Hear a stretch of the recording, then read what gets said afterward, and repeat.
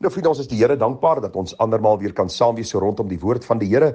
Het is altyd 'n voorreg om so met die woord van die Here besig te wees en te verstaan dat die Here vir ons deur sy woord sekere dinge wil kom leer, sodat ons lewens kan inrig om hom te verheerlik, sodat ons eendag voor hom kan staan met vrymoedigheid. En die gebed van my hart is dat elke oggendoordenking so ietsie in u geestelike huis sal inbou, vir u geestelik iets sal beteken en dat u ook sal opgroei in die kennis van ons Here Jesus Christus, dat u hom sal dien, vriende, met gees of in gees en in waarheid, en dat hierdie waarheid jou ook sal vrymaak. Die gebed van my hart is dat die Here ook vanmôre vir ons sal seën, waar ons bietjie gaan praat oor bloedlynvloeke.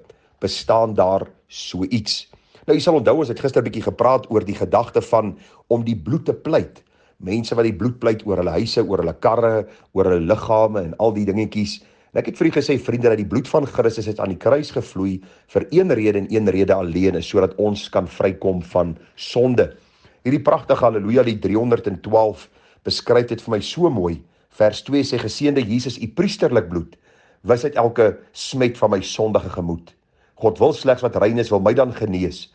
O was my en witter as sneeu sal ek wees. Die koorgedeelte, witter as sneeu, ja witter as sneeu, o was my en witter as sneeu sal ek wees. Ek het hier gesê, die bloed het nie gevloei om my te beskerm as ek van punt A na punt B ry nie, dis nie om my huis te beskerm nie, dis nie om my liggaam te genees nie. Die bloed het gevloei sodat ek van hierdie siek sondige hart van my kan vrykom. En alleen die bloed van die Here Jesus, 1 Petrus 1 vers 15 en 16, is hierdie bloed wat my kan vrymaak van sonde. Nou kom ons vanmôre by die gedagte van bloedlynvloeke uit.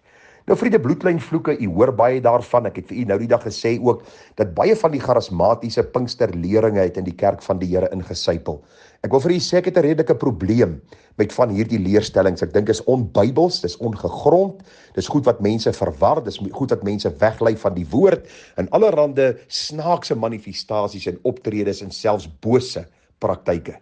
Daarom gaan ons vanmôre kyk na die gedagte, is daar iets soos 'n bloedlynvloek? Nou vriende, die voorstanders van die bloedlynvloek teorie gebruik dan ook die woord van die Here. Nou, al hierdie mense gebruik die woord. Almal vat 'n vers buite konteks en hulle sê dis wat die Here sê, en dan die Here dit nooit gesê nie.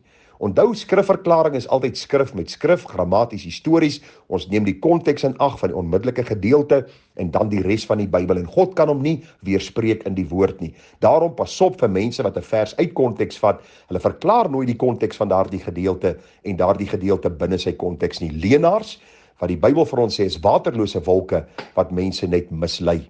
So kom ons kyk na die verse wat hulle graag gebruik. Eksodus 20, die wet van die Here. Daar staan in vers 5, jy mag jou voor hulle nie neerbuig nie, dit is hierdie afgode, jy mag hulle nie dien nie, want ek die Here jou God is 'n jaloerse God, wat die misdaad van die vaders besoek aan die kinders, aan die derde en aan die vierde geslag van die wat my haat. En ek bewys barmhartigheid aan duisende van die wat my liefhet en my gebooie onderhou. Nou enige eerlike leser sal dadelik sien wat hier staan.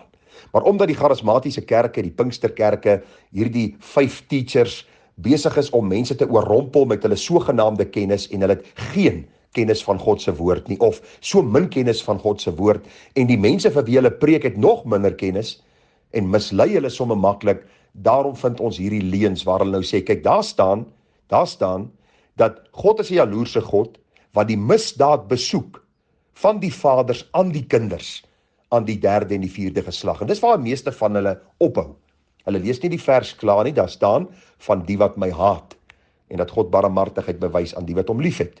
So kom ons kyk gou-gou, wat beteken hierdie bloedlynvloek teorie, en hierdie ding wat mense nou mee op hol loop, en almal probeer vrees aanjaag oor hierdie ding.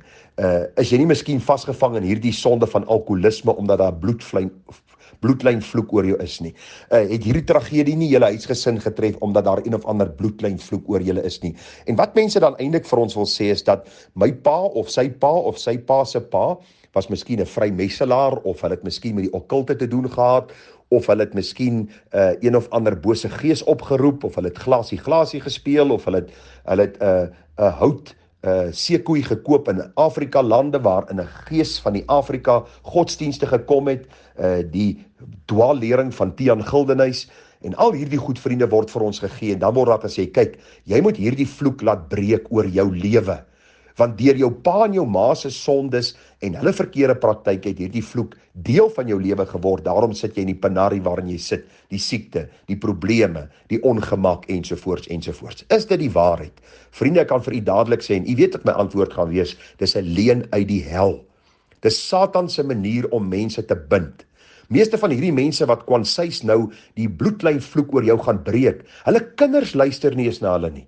Nou dink hulle die Satan gaan na hulle luister en hulle gaan hierdie binding oor mense se lewens breek. Hoe belaglik. Vriende, Hosea 4 vers 6, my volk gaan ten gronde weens gebrek aan kennis. Mense wil die Bybel nie meer lees nie. Predikante lees nie die Bybel nie, pastore lees nie die Bybel nie. Die Gees sê kwansies vir ons deesdae wat om te doen. En hierdie Gees wat kwansies met predikante praat, is nie die Gees van die waarheid en die Gees van God se woord nie. God praat met ons deur sy woord en as jy nie die skrif praat nie, praat jy leuns.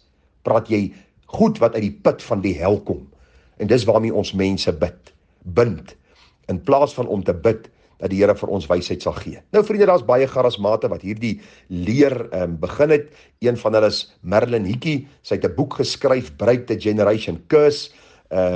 Daar is ander predikers ook, Neil T. Anderson, jy kry Peter Wagner, jy het al seker almal gehoor van die Jericho mure, Jericho Walls, hierdie gebedsaksie, wat deur Peter Wagner en baie van hierdie ouens dan amper gekaap is, waar hulle nou kwansies hierdie voorvaderlike bindings breek en die gebedsmarse doen en territoriale bindings doen en al hierdie snert. Die vraag wat ons vir onsself moet afvra, is daar so iets? Nou, Dr. John MacArthur is baie skerp wanneer hy oor hierdie goed praat en hy sê baie duidelik dat mense fanaties geraak het, vriende, oor Satan en nie oor God nie. Mense so fanaties oor wat die Satan in aanhalingstekens kan doen, dat hulle heeltemal vergeet het dat God is die skepper van die heelal. Hy onderhou sy heelal en die Bybel sê vir ons, deur sy bloed is daar redding van sonde. Ons het nie nodig om bevrydings deur te gaan deur sekere predikers wat kwansies een of ander gawe ontvang het om vry te kom van my sonde. En die Here sê as ek my sonde bely, hy is getrou en regverdig om my die sonde te vergewe en van alle ongeregtigheid te reinig.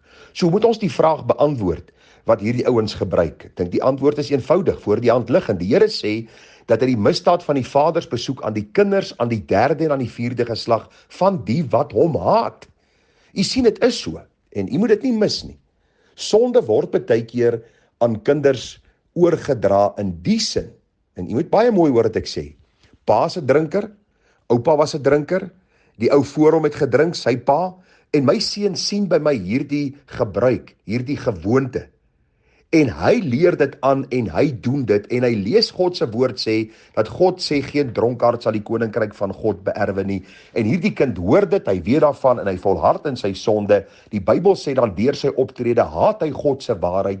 Hy doen soos sy pa en sy oupa grootjie gedoen het en daarvoor sal hy rekenskap gee. En dis nie 'n bloedlynvloek wat hierdie mense sê, as iemand het iets gedoen in my verlede, nou word daar amper half in die geesteswêreld iets oorgedra na my toe. Nou die vloek van alkoholisme op my gekom nie, verseker nie. Ons elkeen gaan verantwoording doen vir ons eie sonde. Die Bybel sê die pa gaan nie vir die seun verantwoording doen nie, ook nie die seun vir die vader nie. So met ander woorde, 'n bloedlynvloek, vriende, is 'n klomp duimsuigery van mense wat die Bybel nie wil lees nie. Die Bybel is baie duidelik daaroor. As jou pa en sy pa en sy pa in sondige praktyke geleef het en jy is in daardie selfde sonde vasgevang, het jy nodig om jou te bekeer tot God. Jy kan nie hulle die skuld gee daarvoor nie. Jy kan nie sê dis 'n bloedlynvloek nie. Jy kan nie sê dis een of ander duiwelse mag wat my nou bind nie. Die Bybel sê vir ons almal word gebore as sondaars. Ons almal het die duiwel as vader. Ons almal doen die begeertes van ons vader. En al oplossing daarvoor is om weer gebore te word. Daarom, vriende, jy nie nodig om bloedlynvloeke te laat breek nie. Jy het nodig om jou knie te buig voor God, jou sonde te bely en dan te vra vir vergifnis dat die Here jou vry sal maak van jou sonde. En glo my, ek het al met menigte mense in my lewe gepraat wat vasgevang was in sonde en die Bybel sê baie duidelik, as ons sondes bely, is getrou en regverdig en elkeen van hulle kan presies dieselfde getuig. Hulle het nie na iemand toe gegaan om hulle vry te maak nie, hulle het na Christus gegaan om hulle te red. En die Bybel sê as Christus jou vry maak, sal jy waarlik vry wees. Nou ons gaan bietjie by ons volgende geleentheid bietjie verder praat oor die bloedlynvloek gedagte, net om so een of twee van die onduidelikhede op te klaar. Maar die gebed van my hart is dat u by die inleidende gedagte sal verstaan dat die bloedlynvloek soos mense dit vandag verstaan, dat daar in my lewe of my vader se lewe goed gebeur het en nou word dit oorgedra aan die generasies wat volg, is 'n leuen van die duiwel en ons moet dit nie glo nie, want die Bybel sê vir ons dat die Here die sonde sal besoek aan die wat hom haat, maar die Bybel sê vir ons ook baie duidelik, en ek hoop u dit saam met my gelees, want dieselfde gedeelte sê vir ons baie duidelik, en ek bewys barmhartigheid aan duisende van die wat my liefhet en my gebooie onderhou. Wat 'n wonderlike God. Ag vriende, ek bid dat u nie 'n dienskneg van mense sal wees nie, maar 'n volgeling van Jesus, 'n liefdesslaaf van Christus, wat sy woord lees en verstaan. As die Seun jou vrymaak, dan is jy waarlik vry. Groete vir u, mooi dag verder, Tara.